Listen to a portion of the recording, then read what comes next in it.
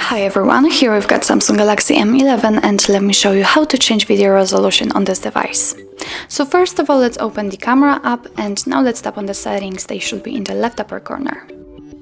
And now, as you can see here, we've got the video section actually at the very first position, and we can choose from a rear video size, so it is the main camera, and front video size.